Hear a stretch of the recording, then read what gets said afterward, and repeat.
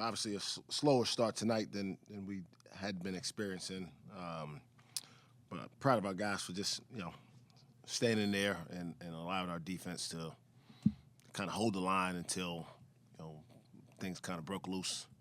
And a lot of the credit for breaking loose goes to three guys who came off the bench. I thought Chris Harris and Tyreek Smith show what veteran guys can do when they're needed to come in and make a difference.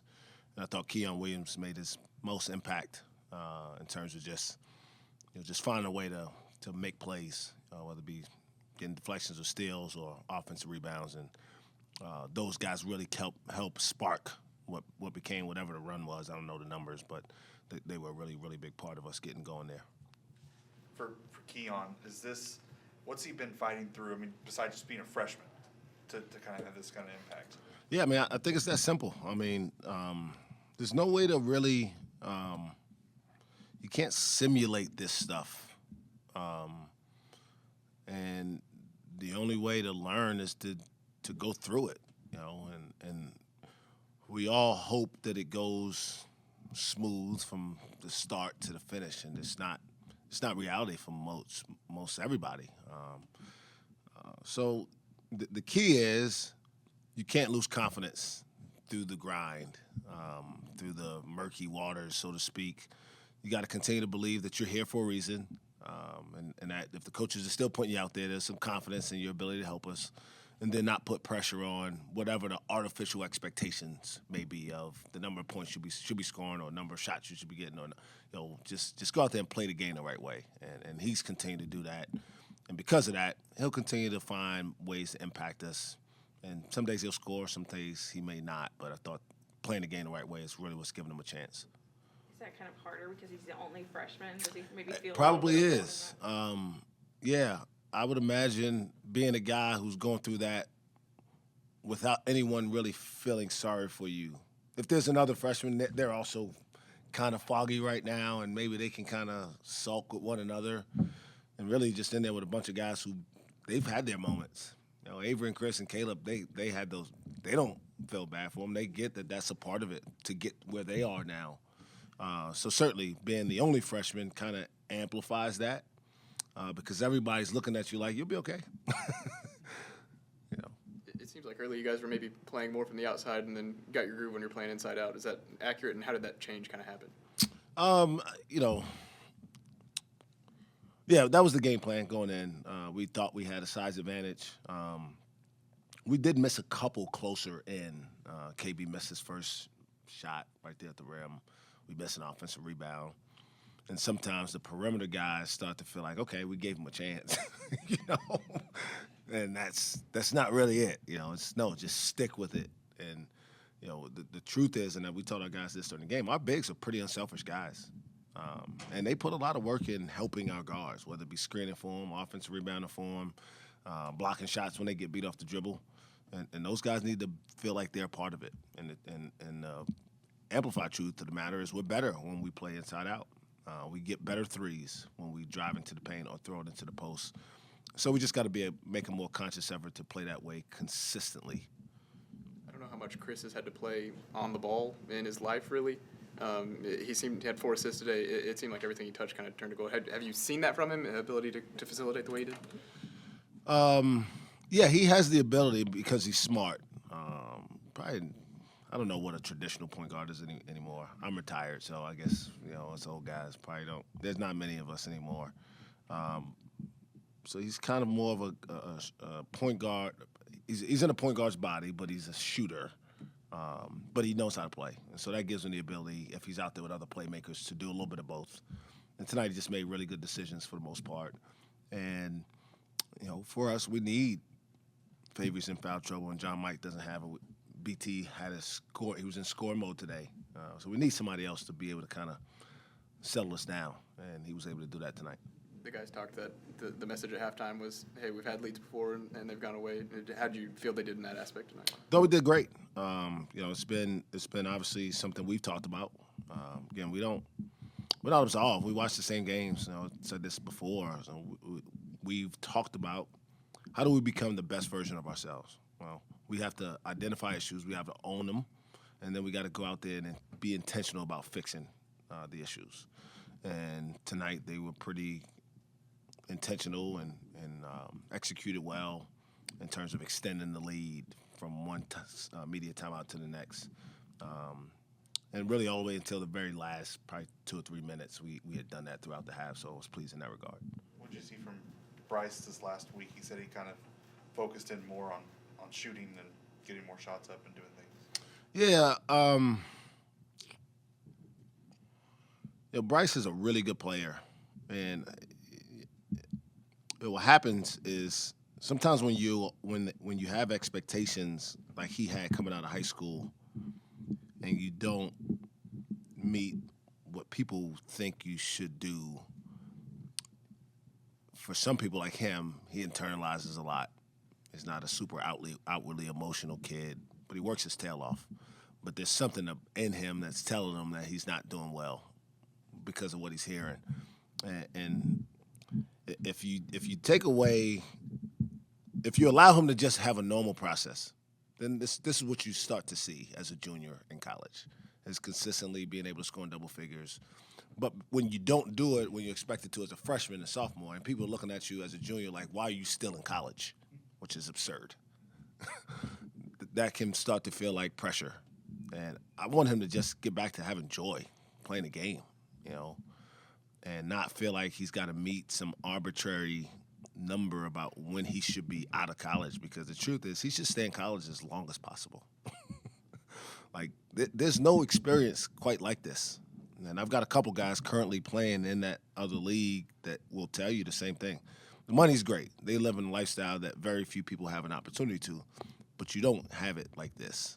You lose friends, you lose, and you gain a lot of kind of vultures. Life changes in many ways. So while you're here, you should enjoy this as much as possible, because once you leave, when you do make that jump, it's never the same.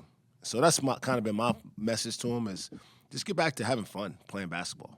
And I think if he does that, he'll have more success, and he'll feel less pressure about proving whatever other people expect of him, because he's good enough. Like, it's not like he's being asked to do something he's not capable of doing, right? If people thought I should be in the NBA, then it would be a problem. That's their problem. Like, I'm not good enough to do that. So just take the pressure off. You got other teammates who are capable of helping you. Allow them to help you. Allow your coaches to help you. And then, when you go out there on game nights, enjoy it. I know you talked in preseason, like he had that joy. Did he lose it for a little bit? I don't know if it's necessarily that I think he lost the joy, but there's a difference in the summertime getting that swagger back and then having to come out and do it in front of people. And again, it not going great off the top, right? So he hasn't had one of his super high efficient scoring games that we've seen him have. And then the noise, these guys read everything that's written about them. I wish they didn't. I wish it was a way for me to block it away, block it out for them. But the truth is they can't, and they don't. And so whether they respond outwardly or they do like him, internalize it, it's there, and it weighs on him. And then he feels like he's got to go out and do it for something that's externally motivated instead of doing it for his teammates. So I think the joy is there. I just think sometimes it gets misplaced. I've always had the mindset, because I get people thinking you're not succeeding. There were probably people who didn't imagine I would be coaching a 6th season as a head coach here. But the way I thought about it is there were people who did think that I would be successful here. And I tried to focus my attention on the positive. I wanted to prove those people right. So I was going to work hard. I was going to enjoy it. There was going to be some bumps in the road, but I wasn't going to focus on trying to prove people wrong. Like, that's not the mindset for me. This, Mike Holden, Chad Whiteberg, and the Board of Regents believe something about what I could do, and I'll focus all my energy and efforts into making sure that they feel like they got it right, and not whether people out there questioning whether I should be here. And I think if more people take that approach, they'll find more joy in what they're doing. You kind of drew the line there. Do you think that you and Bryce, in a way, you're kind of going through something similar right now? Yeah, I mean, obviously in very different ways. People expected me to fail. That's the biggest difference, right? They expected him to succeed in an unreasonable way. So, sort of, right? The expectations are out of whack. but in very different ways. Most of you guys were here. Even Cade, he had some moments where it didn't go great, but there was so many other moments that people saw, and it's all about what lens you're looking through. So to a certain degree, sure. Caleb Boone's been very successful here. Some people don't believe that, and it's okay. Avery Anderson's been very successful here. The best thing about those two guys is in May, they're going to walk across the stage in that arena and shake Dr. Strum's hand and have a college degree. And that's what this is all about. I don't know if Chad's still back there, but do you think it should be dollar ticket night every night? You know what? I enjoyed the energy in the building. I hope that many of those people also show up for our football team tomorrow for senior day. And I'm certainly willing to do whatever we can to help continue to have those type of environments. I think it's good. It helps. There's no question about our fans. I'll say this. They're knowledgeable. I think the lack of our program's sustained success kind of wore on people. And so I get it. But the truth is, if we want to become the program that people used to feel such an affinity for, then everybody's got a part in that. I'm not here to tell people how to spend their money. It's not what I do. I get it's hard to come to a game sometimes. But all the best programs in the country that succeed, they have consistently good crowds. And, I got no doubt that we'll get back there. We have to do our part. We have to give them a product that they want to see. We have to have players out there that they want to watch. And so that's on me and my staff. But, once we do that, we need them. We need them to take us over the top. I see you every week on social media giving out your tickets for the game. Is that, just 2 or 4 seats or whatever it is in a whole arena? But does that tie into what you're talking about with that message? Well, I hope it sends a message that I'm all in. I bought them.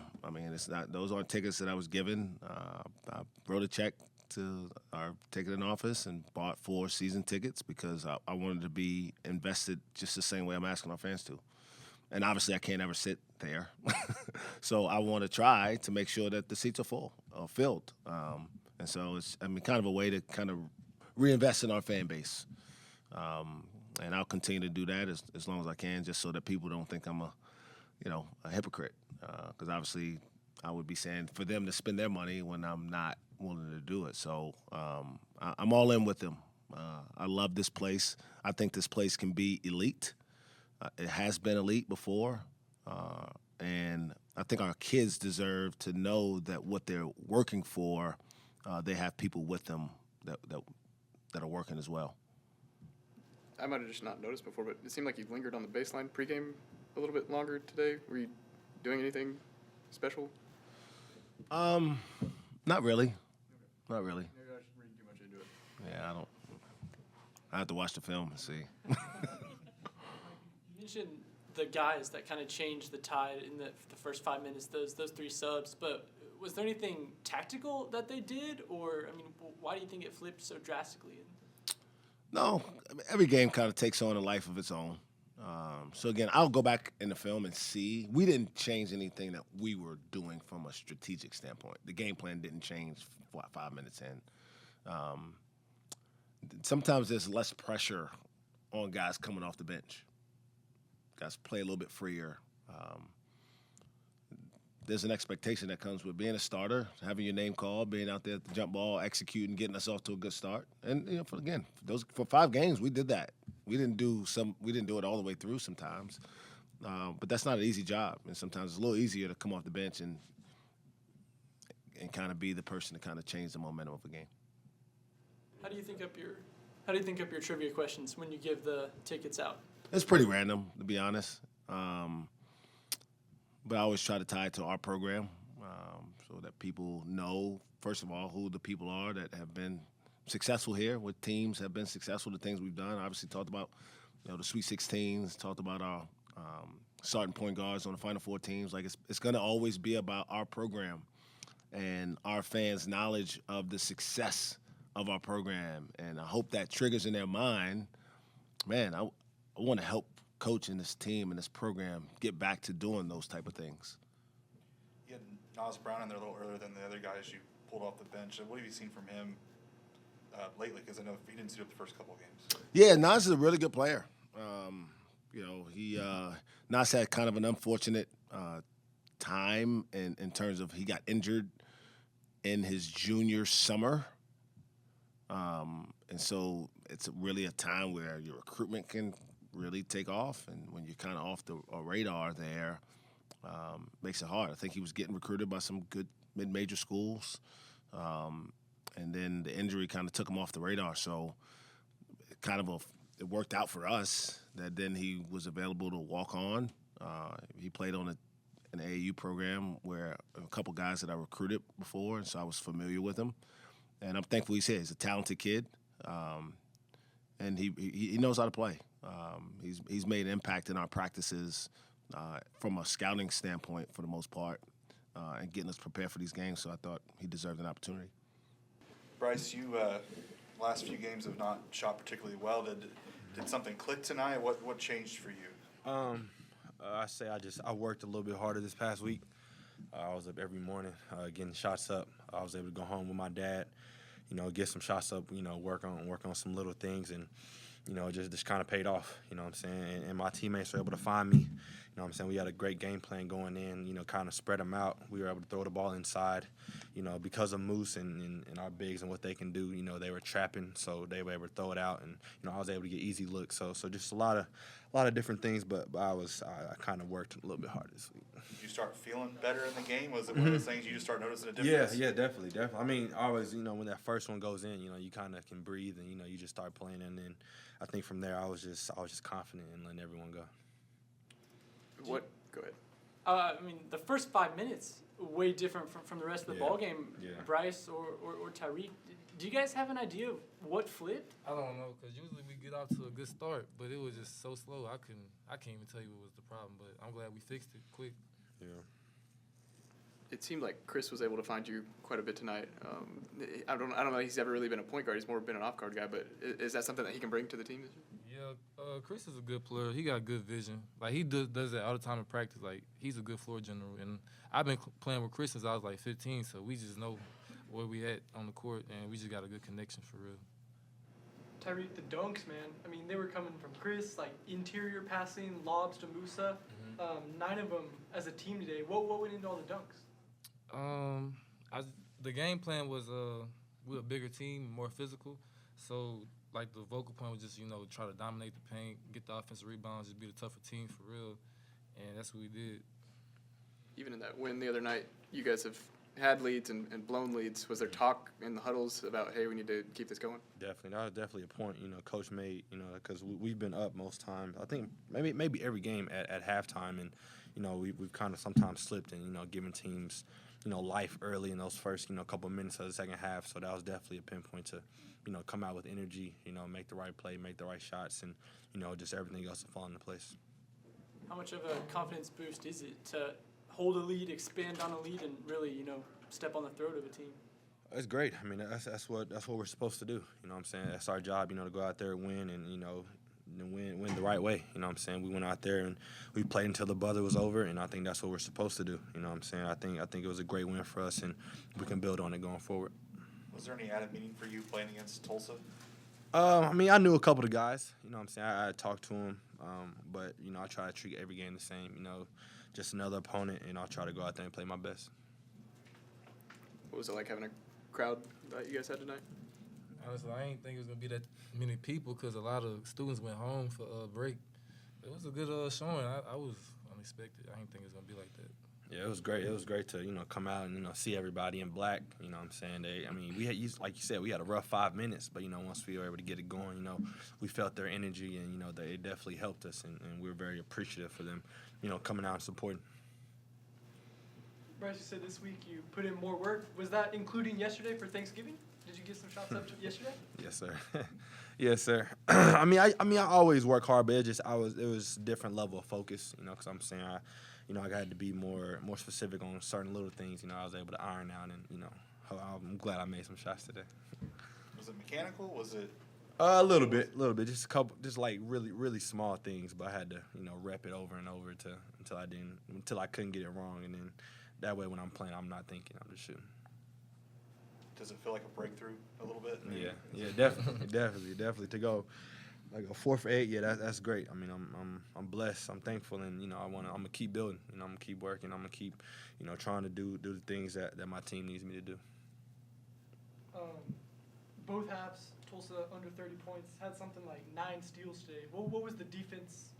Where did that defensive performance come from? I think just that's really kind of who we are. It's kind of our identity as being, a really good defensive team and team that can shut people down. You know what I'm saying? We have, great guards that can defend, and of course, we have tremendous bigs inside that can kind of protect that paint, rebound, and get it out. So I think, we just kind of played to who we are in a sense, and we were able to carry it out throughout the whole game. When it comes to holding on a second half lead or building on that lead, is it more focused on your guys' offense or your guys' defense? I think it's just more of us being us. Like, we a very capable team, and coach brings it up all the time. Like, if we just play the way we practice, it's no problem holding the lead in the second half.